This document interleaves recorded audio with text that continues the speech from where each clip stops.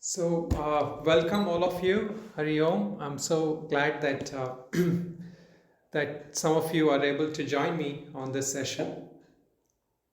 And today's also an auspicious day because it happens to be Gita Jayanti, and so I thought it's a good day to start anything new or any new session of classes.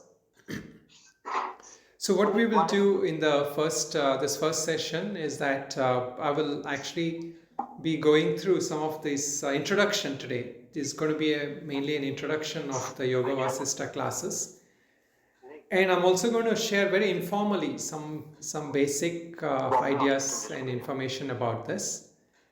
So for this session, for this part of the session, if you have any questions, you can use your chat box. But I would ask you all to just mute your microphone. That way, there's no disturbance that comes through. So, or the other way is also that as we go through these classes, later on at one session, we can actually have some people asking questions and any discussion like that. So let me first start with a little bit of introduction on this and how I came across this idea of doing this. I've been also doing one or two other class sessions, but Yoga Vasistha is a very important text generally in our scripture. Some people actually compare it to Bhagavad Gita itself, and basically, there are some slokas in Yoga Vasistha which is actually from Bhagavad Gita. So rather, to put it another way, Yoga Vasistha is more ancient than Bhagavad Gita. So the slokas we see are kind of almost like a prediction given of Bhagavad Gita happening at some time. So in some sense, it is a spiritual text, but at the same time, it is more like you can think of it as a deeply transformative, psychological, and also like almost like a for lack of other words, you can say it's like a sci-fi movie at some stories, because some of the stories in Yoga Vasistha, although they call it as Puranic in terms of the label of that, it's a lot more than just Puranic. It's a lot more than just stories, common stories. And I will explain that as we go through. So this is going to be just some basic introduction about that. But before that, I want to just again share a little personal thing about how I originally came across Yoga Vasistha. So about 25 years ago, I had started living in an ashram. And at that time, there was a very senior monk who was actually, it was mostly like a meditative kind of tradition. And he would, once in a while, I would meet with him, about once a week, I would meet with him. And before he taught this text, he would say, let us meditate for an hour or two. And after we go through it, then he would do just a half an hour class. And then he would explain to me that our ability to grasp these truths in Yoga Vasistha, most of us can read books, most of us can actually read the stories that's in the book. But in reality, our ability to grasp these stories, to grasp the essence of these stories, and if we do that, it requires a certain subtle mind. It requires what we call in Vedanta as a certain chitta shuddhi, or a certain ability of purity in our mind. And then once we grasp that, we find it so transformative. We find a lot of the stories deeply penetrative into our own life. So that way, these stories, there are actually three formats for Yoga Vasistha. And so it fits different personalities based on how you look at it. One is, as I said, it is stories, right? These are Puranic stories. These are like stories of kings and king of queens. These are stories of rishis, and also stories of like bats and crows, and you name it. Every kind of animal species is included in this. So one is that kind of stories. The other aspect of um, Yoga Vasistha is philosophy. And most of that philosophy is primarily from Vedanta. But if you ask a traditional Vedantin, he would not accept Yoga Vasistha to be a traditional text. And the reason for that is because right at the first page of Yoga Vasistha, there is a question that is asked: what is supreme? Is it karma or is it jnana? Or is it like work or yoga or jnana? And the answer given there is like both have importance and both actually are necessary for a sadhana, sadhak, as it said. And so for a typical Vedantin, such a kind of answer is not right, is not in tradition, in strict tradition. So that's why most Vedantins would not accept it as a text, although they would accept that a lot of stories in there have a valid point. Now, another way to look at these stories is like, these days, in recent years, a lot of self-help books have been written in the style of stories. Like there is probably the Brazilian author who wrote Alchemist. I happen to have read that once. And then there's another book, I think in India, which is more popular, Robin Sharma's The Monk Who Sold His Ferrari. So those are books that probably borrowed their theme in some way from how Yoga Vasistha stories is presented. Because much before this, Yoga Vasistha had this format, this kind of style of presenting. So the way we actually can look at it is that this way of inserting the philosophy, the theme, it is actually very common in a lot of Indian texts, but in Yoga Vasistha in particular. Now the name Yoga Vasistha, if you look at that word, actually, yoga, as we know, it is in a very basic definition of that is union, or like of the union of something lower with the higher, of the jiva with the Paramatma and things like that. But the yoga here is actually something that is described by the sage Vasistha. And as such, the sage Vasistha was known as a gnani, as a wise person. So what is this yoga then he's talking about? So this is actually the same yoga that is described in different ways in the Bhagavad Gita. There's a yoga of karma, there's a yoga of jnana, there's a yoga of dhyana, and the yoga of bhakti. So all these yogas, in typical ways, it may not be called as a yoga that we are used to, as in Ashtanga yoga or Patanjali yoga. But yet, that yoga principles are deeply embedded in this. So the third kind of person, I mentioned like there are two people, right? The ones who like stories, the ones who are more philosophically inclined. And then the third kind of people are those who are very inquiring yogic sadhaks and who have a certain interest in transformation, who are willing to put forth their effort to make practices. So for all these people, this Yoga Vasistha has a message. And for all these people, Yoga Vasistha promises transformations here. One of the things about why we are doing Yoga Vasistha here is that for most of us, like we are in this situation of what this protagonist, which is Lord Rama in this story, is going through. And let me explain what I mean by that. The story starts with, in the first part of the session, although I'm going to go through in detail when we go through the classes, but in the first part of this story, Rama has actually gone through he's in his kind of late teen, early adulthood stage of his life. And he's going through a certain He's gone, visited a lot of pilgrimage. He's had discussion with wise sages in the mountains and all that.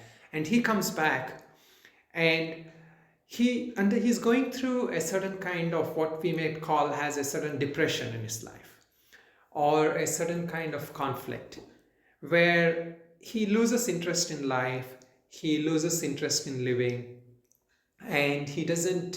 He feels like nothing is worthwhile in his life. When we look at this condition, it is more or less in the same way how Arjuna was when he was in front of Krishna. But the only difference there was that the questions that Arjuna was asking was at a very basic level. Here, the questions that Rama is asking is already like he has understood some deep philosophy of life.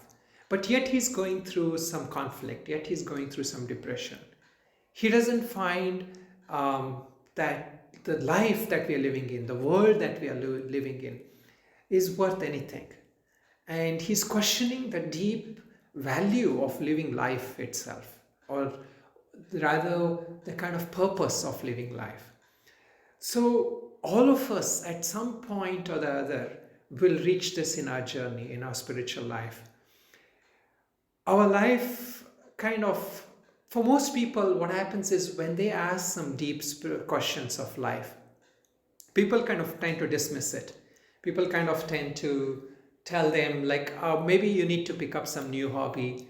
Maybe you need to, like if you're broken your relationship, try some other relationship. Maybe you should try a new job. So this thing of finding something else that is fulfilling in our life, something else that will kind of set right our life conditions. So that part is not what Rama is asking. So the questions that Lord Rama wants answered here is that he has developed a certain kind of dispassion for life. Somehow, like life itself doesn't seem to have meaning. And so we can go through this, like whether when we're having physical health problems or problems with others, or it could just be like even our own mind, sometimes telling us certain things that we don't kind of find happy. We don't find happiness in that. So with all these things, how the answer is projected here is not that what is in creation will give you an answer. What is in this world will satisfy you. And so this is the main difference in the way this philosophy is presented here.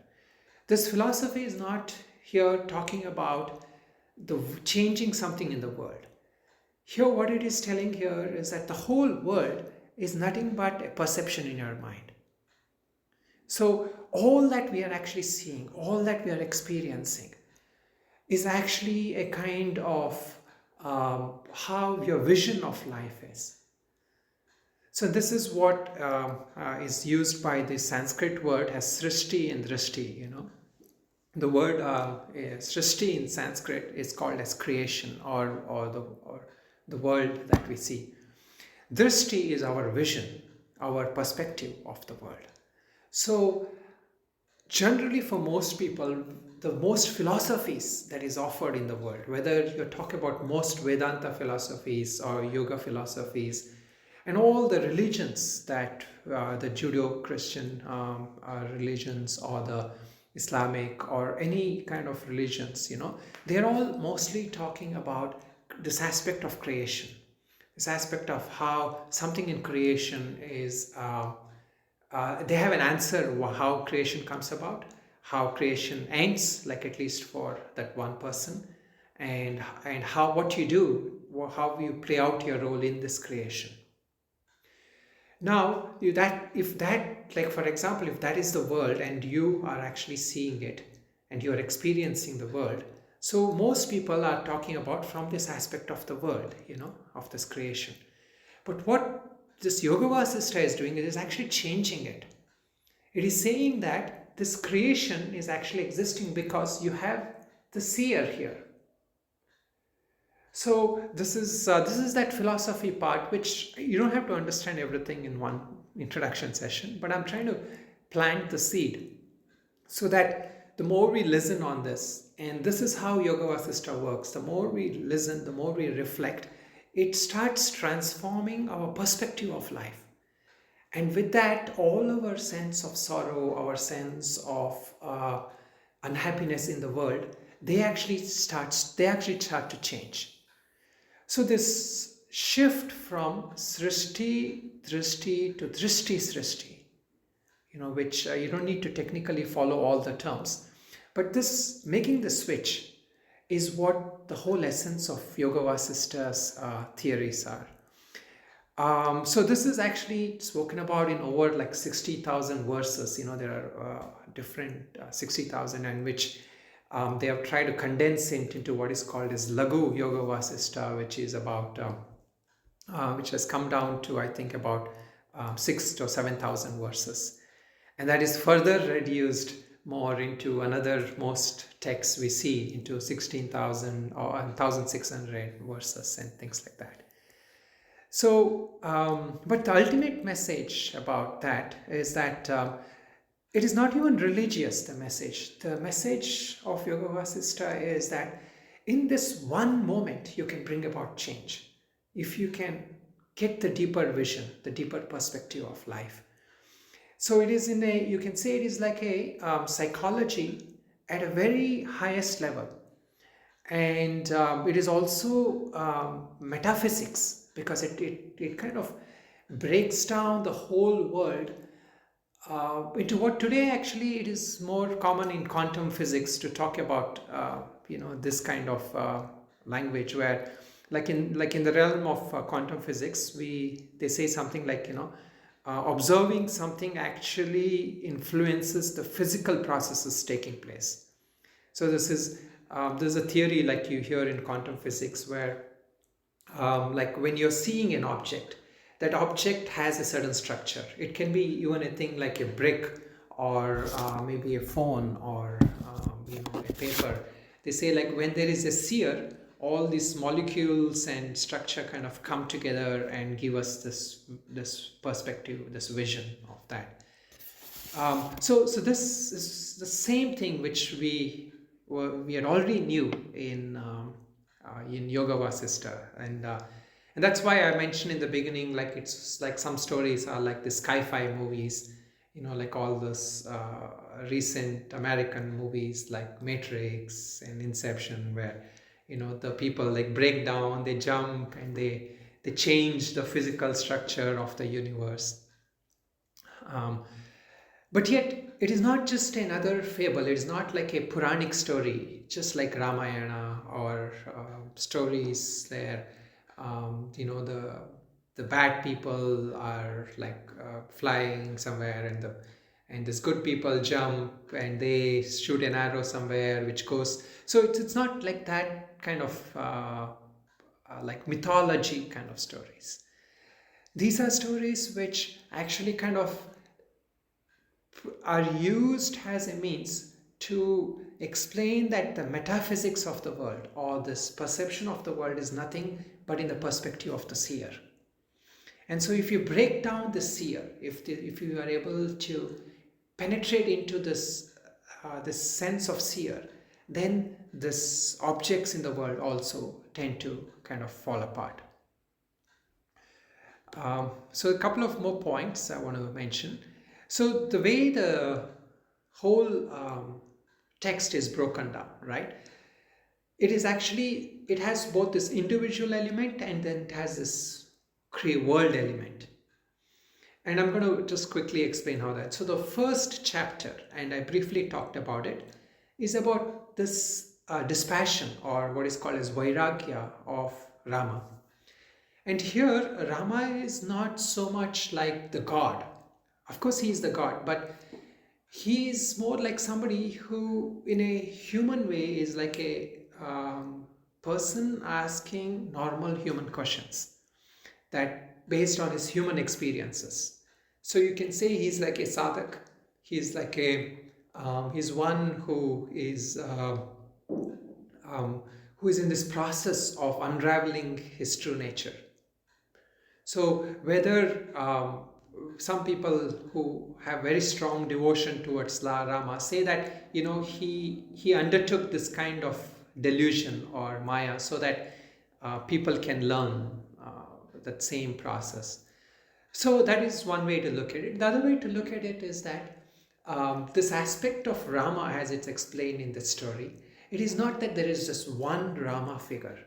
This cyclical process of this creation means that in every cycle in yugas, what we call in our Hindu things like the Satya Yuga, Treta Yuga, and the Dwapara Yuga and Kali Yuga, that cycle keeps going round and round and round. So in this cycle, there is another Rama, there's the same Rama comes, and so there is this form of divinity, that comes and that helps people kind of thing.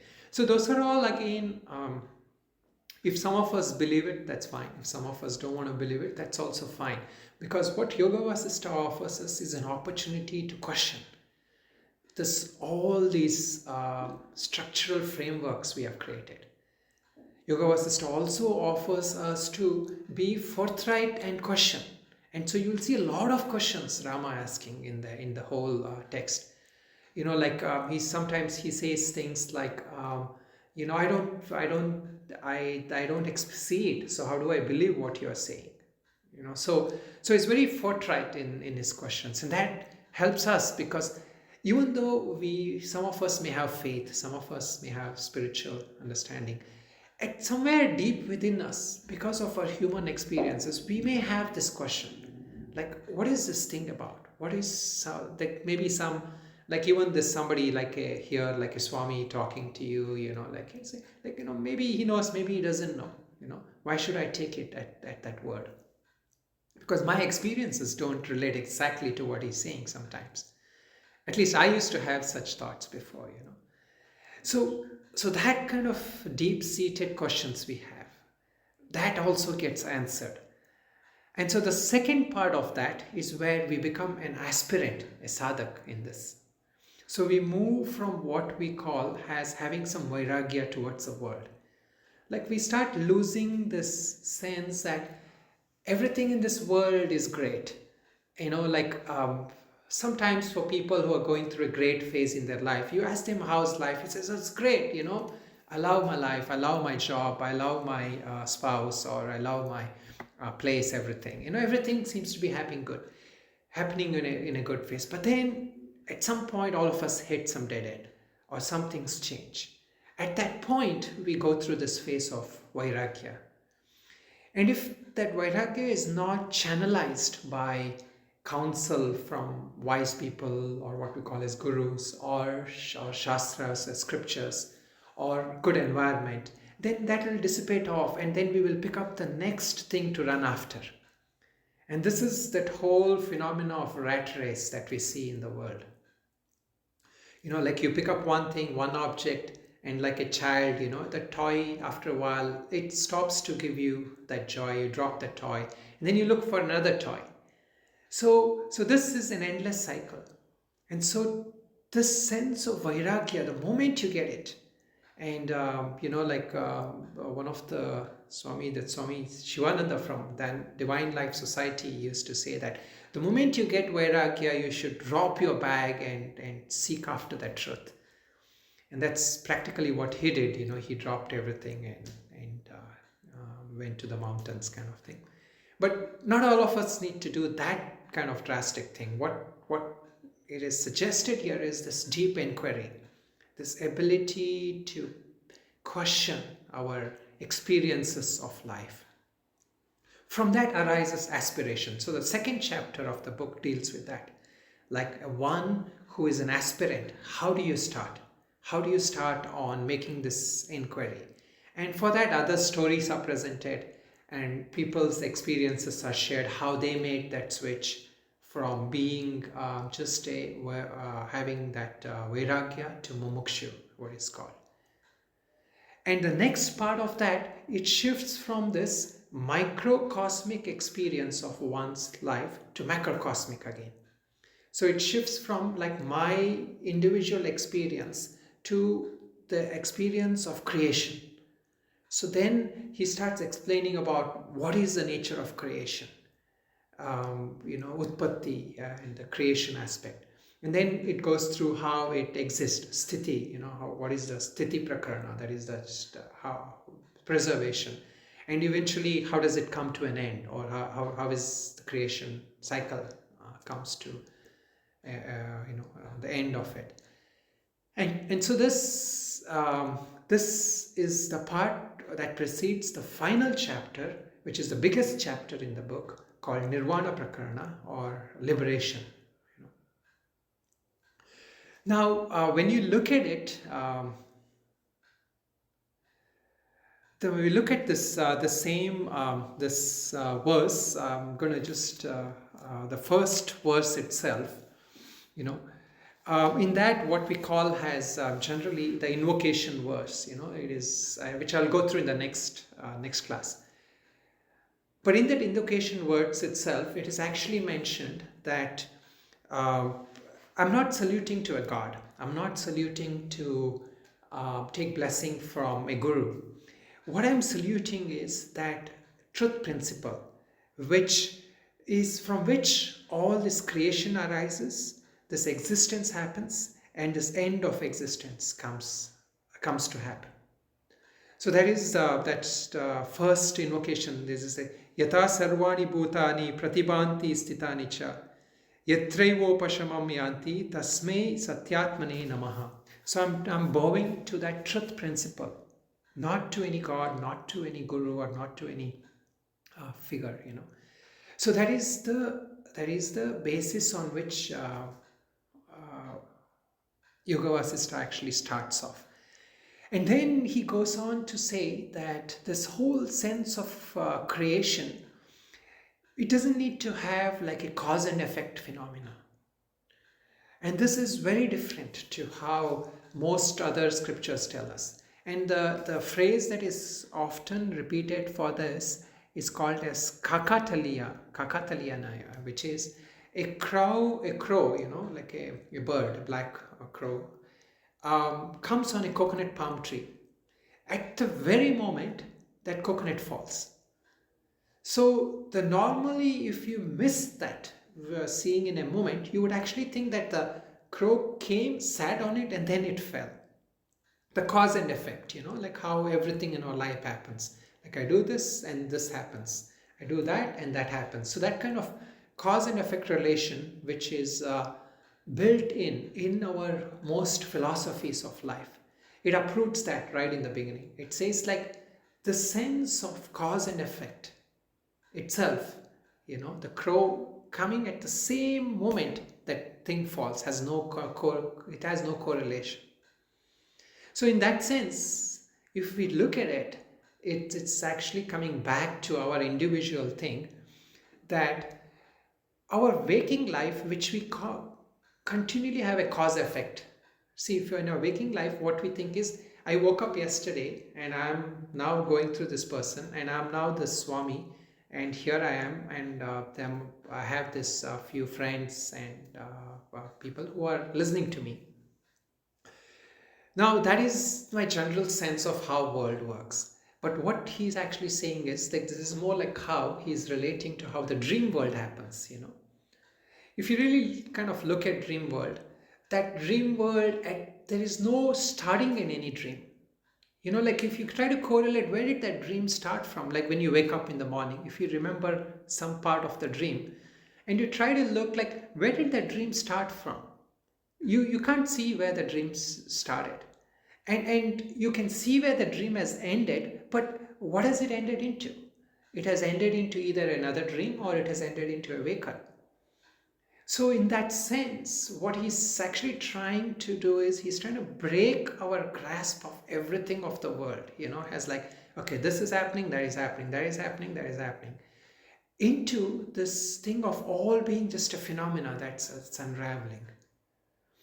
But yet he makes allowance for karma and all that. We will talk about that later. But I want to present some of the extreme aspects right away in the beginning, so that we get acquainted with this, although it may be some jolting kind of experience if we really follow it. But this is how it breaks our kind of habitual thinking pattern. And this is why this book is not just good as a philosophy, it is also good as a breaking us from our habits, our addictive patterns, our thinking, certain thinking patterns, which keeps bringing us the same trouble in our life. We see that same kind of challenges happen again and again and again in our life sometimes. This kind of thinking helps us to break those patterns.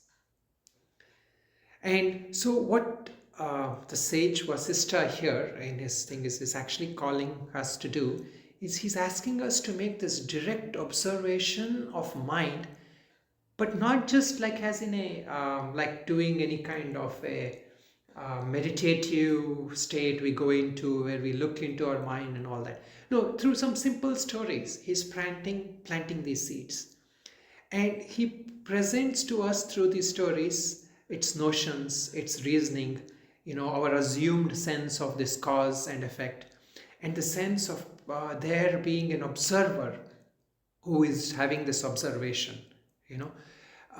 So all the sense of our world, starts breaking apart.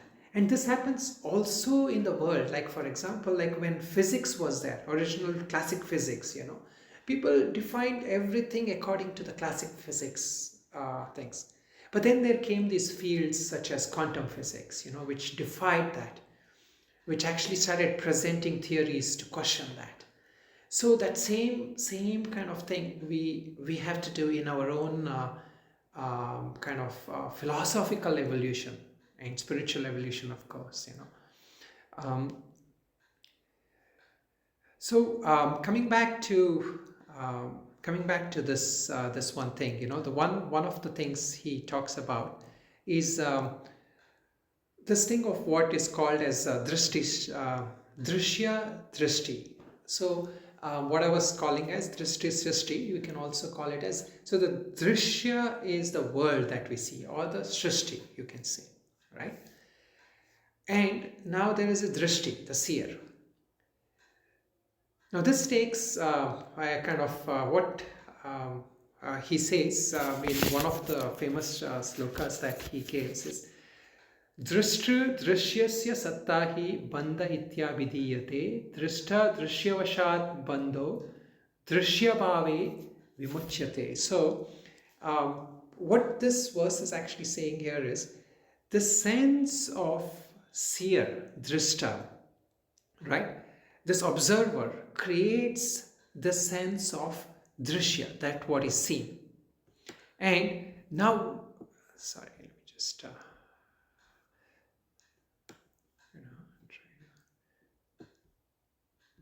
trying to get the exact meaning of the words. Okay. So now when we see the sense of this objective world that we are seeing, right? So we tend to think like this world is there, like its objects are all there.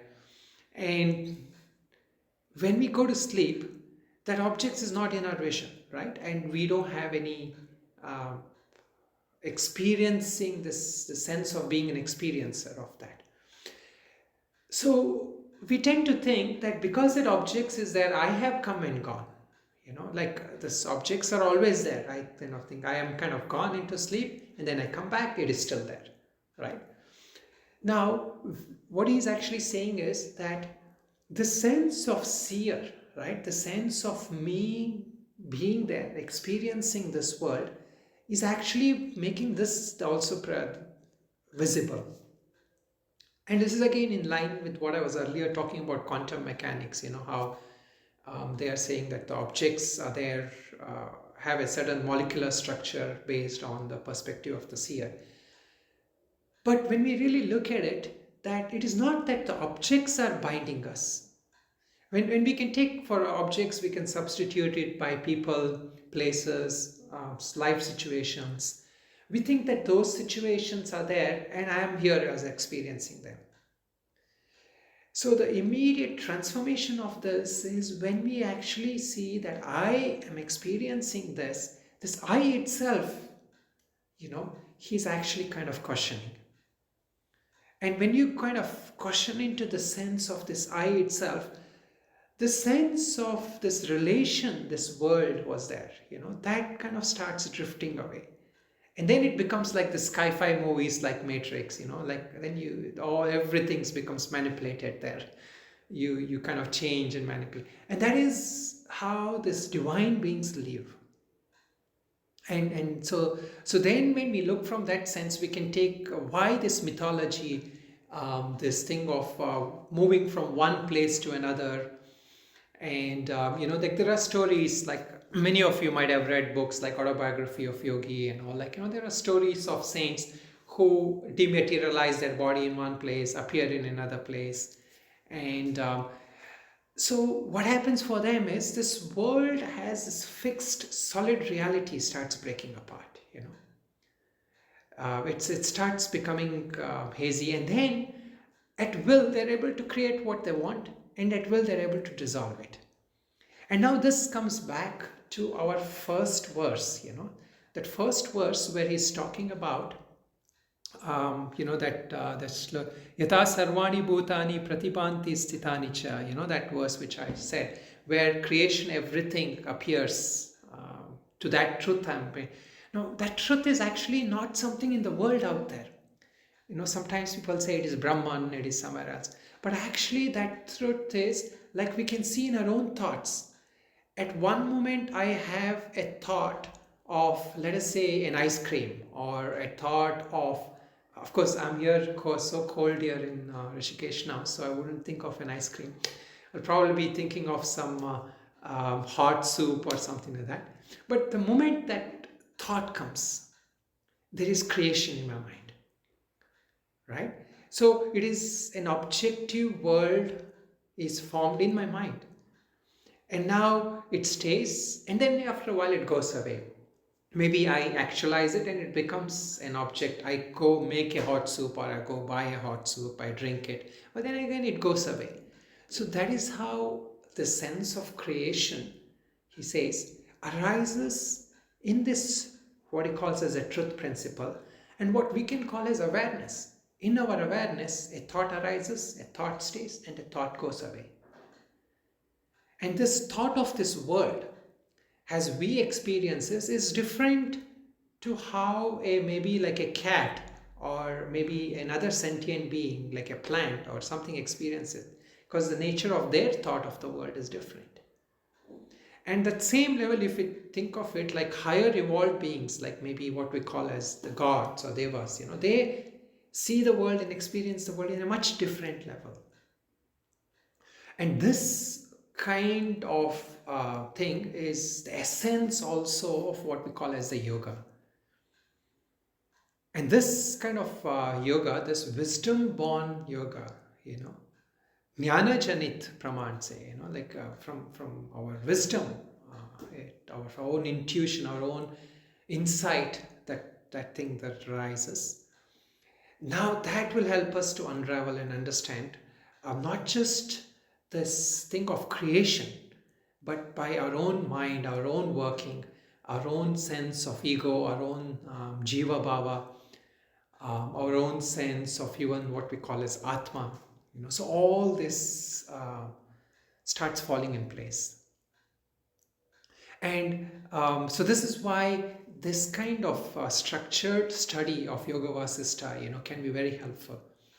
And again, going back to that story where I first learned it from somebody who he didn't know about grammar. He was actually a Western monk, and he was very extremely meditative monk, and he didn't know Sanskrit also well. But he first, when I learned from it, he only spoke from his own experience, his own insight, and of course later on I found it also to learn it the traditional way through the Sanskrit verses and through the kind of a structured understanding of Vedanta also to supplement that. But what happens when we listen again and again and again to this kind of teaching, right, is that slowly our sense of false reality we have given to the world starts to change. And then we actually start seeing things from our deeper insight. And this is also in Vedantic terms also the same approach works, what is called a Shravana Manana Nididhyasana. But especially in Yoga Vasistha, um, if you're able to like maybe have this class sessions regularly or even reflect on your own, it is much more deeper than just studying a book, like studying that's all the stories. Then you would think, oh, this story is nice, that story is nice. This story I can't relate to, that story I can't relate to.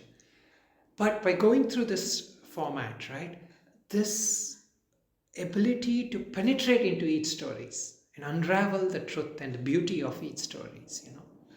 It's also there's a kind of an amazing beauty about these stories. It's like it's not just a wisdom stories alone. It's also like a very heart-touching stories.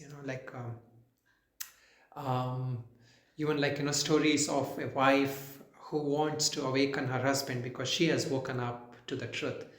And so she realizes that if I come to my husband in the form of myself, he's not going to listen to me because, the traditional thing of, especially in India, where wife teaching a husband is not a common thing. So she takes the form of a Brahmana, out of her love, out of her compassion. And then she kind of goes through this whole drama and every day and that. So there are all these deeply heart-touching stories as well. But what they're actually again pointing to is trying to tell us that you are unnecessarily suffering in this world. You are unnecessarily going through this sorrow. And all that you need to do at any point, any problem, any aspect of your life, any habitual issues that you have or any anxieties or anything that you have, it just requires this one thing, and that is making the shift that I kind of was talking about. And that kind of vision again and again kind of starts penetrating slowly into us. And then we actually can can have that vision of Lord Rama at the end of it, where he goes into this aspect of fighting these asuras.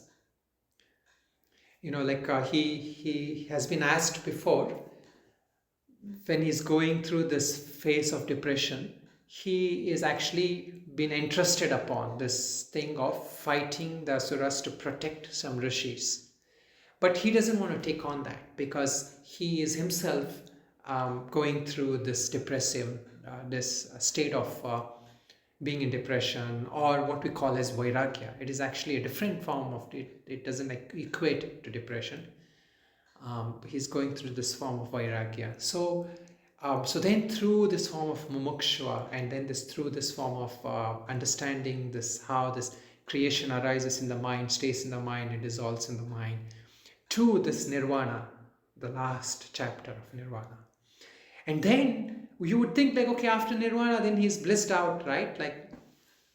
Why would he's just going to sit out up in the mountain? No, then he comes back to act and play out that role that is later on projected in the story of Ramayana.